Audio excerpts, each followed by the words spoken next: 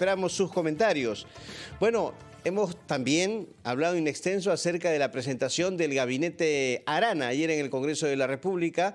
Recibió el voto de confianza del Pleno del Legislativo, pero entre las propuestas planteadas ayer, Eduardo Arana le propuso al Congreso la creación de una comisión especial para evaluar el retiro o no del Perú del Sistema Interamericano de Derechos Humanos.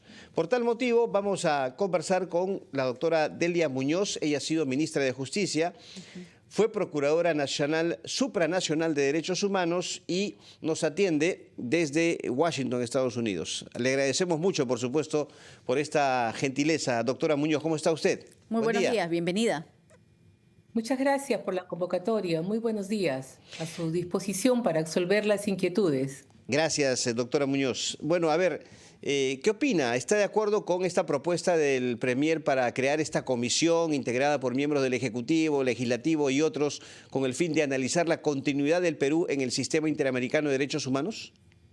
A ver, primero lo que tenemos que tener muy claro es que para entrar o salir de un tratado hay reglas constitucionales.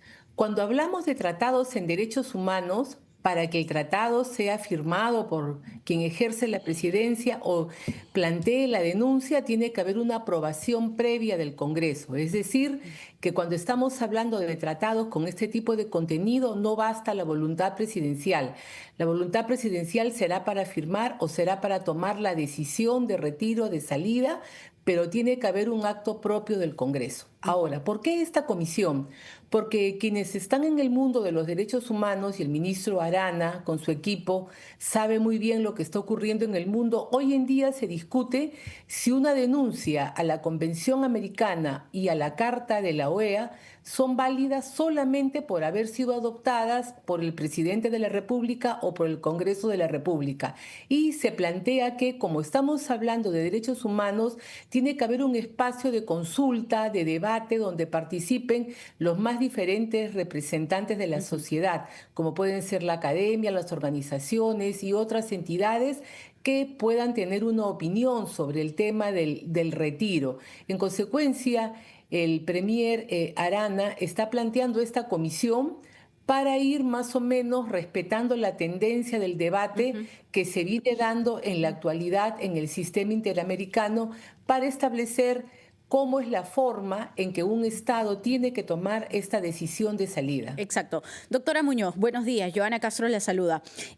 ¿Cuánto tiempo tomaría y sobre todo porque ante este primer anuncio que hace, porque es un anuncio nada más, es una idea que se ha puesto ayer en el Congreso de la República, en la exposición que hizo el jefe del Gabinete de Ministros, suena muy bien ante el oído de los ciudadanos, suena muy bien porque dice, esto permitiría que se tomen acciones drásticas, por ejemplo, y poder empezar a tener acciones puntuales y reducir índices de criminalidad, de delincuencia. Pero es un proceso que podría durar ¿cuánto tiempo? ¿Cuánto tardaría en instalarse esta comisión? Y cuando se haga efectiva estaríamos hablando de que del 2026, de un año de cambio de gobierno, ¿sería esto viable? Hay muchas dudas respecto a ello. Así es, si se considera que la Convención Americana de Derechos Humanos es una traba para aplicar políticas contra la criminalidad, esta comisión podría tomar la decisión de retiro de ese instrumento. Cada tratado en el sistema OEA tiene un mecanismo de retiro. En este caso, la convención es adoptada la decisión por el Congreso, el presidente de la República la pone en conocimiento de la Secretaría General y a partir de ese momento en que deposita la decisión de retiro, tiene que transcurrir un año para que éste se haga efectivo. Si se establece que hay que salirse de la Organización de Estados Americanos, hay que denunciar la Carta de la OEA. Y esta tiene un plazo de 2 años para que se materialice el retiro desde que se comunica la decisión de apartamiento. En consecuencia, en el mejor de los casos estamos hablando del año 26. ¿Qué época del año 26? Que la comisión se demore 2 meses. Estamos junio, julio del 26 y en el otro caso del 27. No son medidas que se pueden tomar de un día para otro para decir ya estamos fuera de un tratado.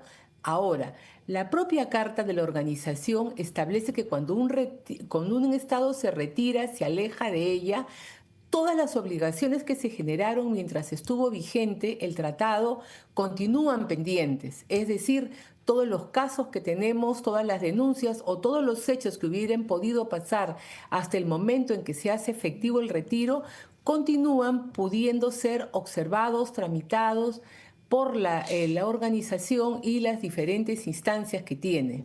Doctora, a ver, ¿en qué favorecería o en qué perjudicaría, tomemos ambos aspectos, al Perú retirarse del Sistema Interamericano de Derechos Humanos? ¿Qué sería lo positivo y qué sería lo negativo?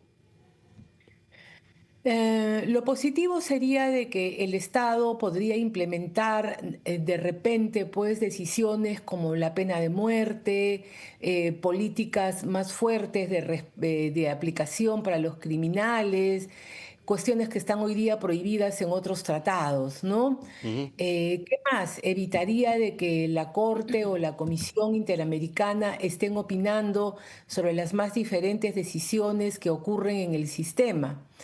¿Qué cosa ocurriría en contra? Que si estuviéramos ante un gobierno dictatorial, que si estuviéramos en una situación de grave vulneración de nuestra vida política y de nuestros derechos fundamentales, los peruanos no tendríamos un espacio a donde recurrir.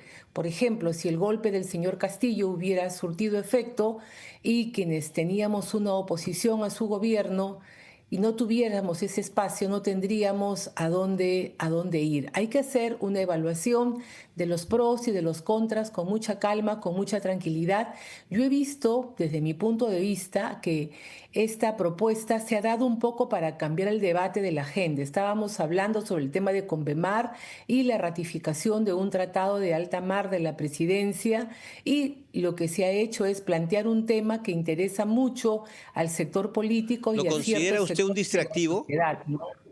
Yo lo considero de que ha sido un golpe de fuerza en la mesa para cambiar el debate, sabiendo que una situación de retiro, sobre todo de un sistema como el de la OEA, no es que ocurre de un día para otro, sino de que al ser un sistema complejo tienes que tomar decisiones a nivel ejecutivo, a nivel legislativo, luego esperar plazos.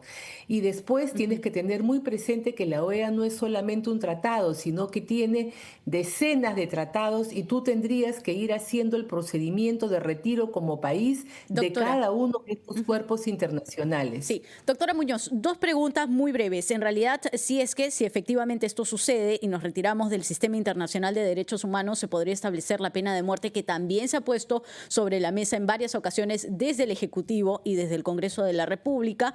Y lo otro es, ¿qué sucedería si, porque usted dice que podría ser junio del 2026 o en todo caso 2027? Estamos en un año preelectoral para el 2026 con nuevas autoridades, se decide simplemente no continuar con una decisión de salir del sistema interamericano de derechos humanos. ¿Se podría interrumpir el proceso?